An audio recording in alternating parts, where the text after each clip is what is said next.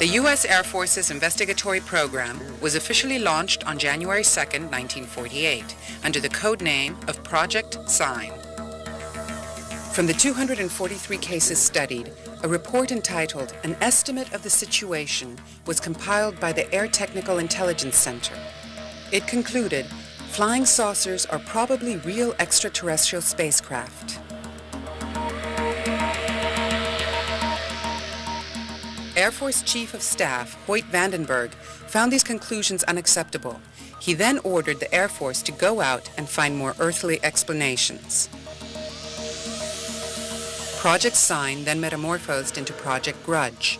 244 cases were studied. It concluded, most reports of unidentified flying objects have been the result of persons failing to identify familiar phenomena such as reflections from bright surfaces in the day or lights in the night sky. In 1952, it finally became known as Project Blue Book. By now, the information gathered was being divided. That which was difficult to disprove disappeared, while sightings easily dismissed were made public. On February 28, 1960, the first director of the CIA, Roscoe H. Hillenkotter, broke his silence in a statement published in the New York Times. He declared, "It is time for the truth to be brought out in open congressional hearings. Behind the scenes, high-ranking Air Force officers are soberly concerned about the UFOs, but through official secrecy and ridicule, many citizens are led to believe the unknown flying objects are nonsense." He charged that to hide the facts, the Air Force has silenced its personnel through the issuance of a regulation.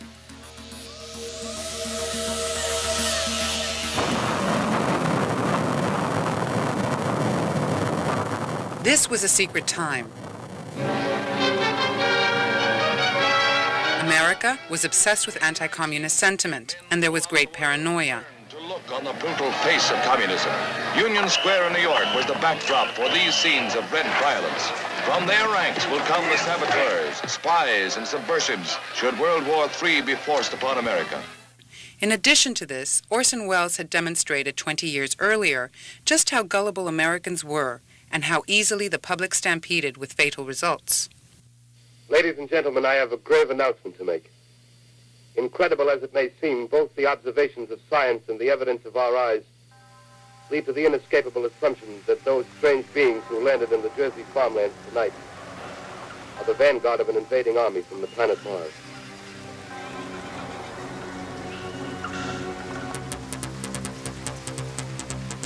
It wasn't only America. In Europe, the military presence was under the direction of NATO SHAPE. SHAPE was tracking a large number of UFOs on radar flying at high altitudes and great speeds over Central Europe and disappearing to the north. Their activities generated concern among military commanders as a possible threat from Russia. However, repeated demonstrations of advanced technology by these objects made it very clear to military authorities that these capabilities were far beyond anything that we or the Soviets had. At that point, SHAPE headquarters launched a 3-year investigation to determine what these objects were. Their conclusions are still classified today.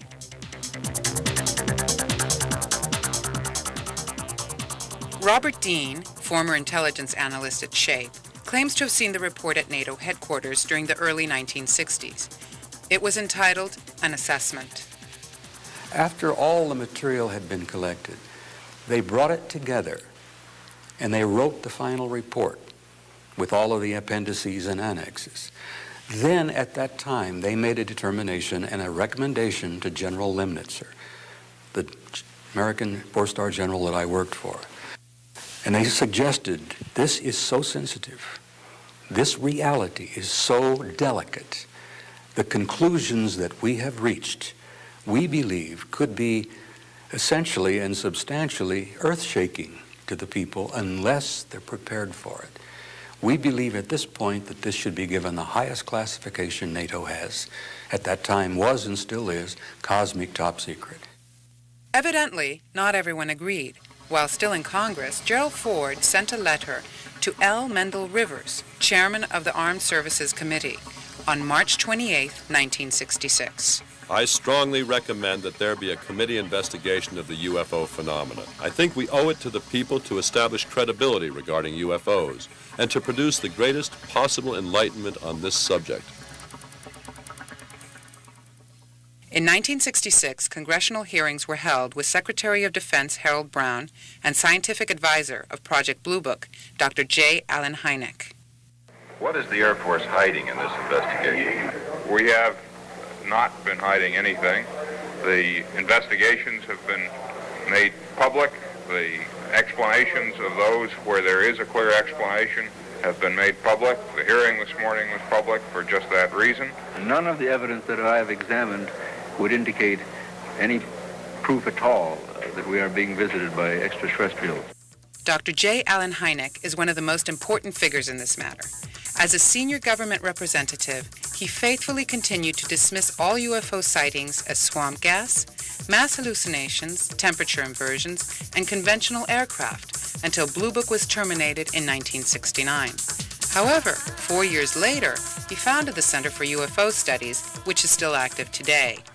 In 1985, shortly before his death, he revealed that Project Blue Book had indeed misled the public. I was there at Blue Book, and I know the job they had. They were told not to excite the public. Don't rock the boat.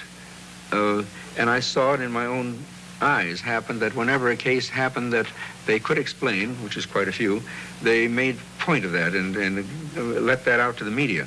Things that the cases that were very difficult to explain, they would jump handsprings to keep the media away from them.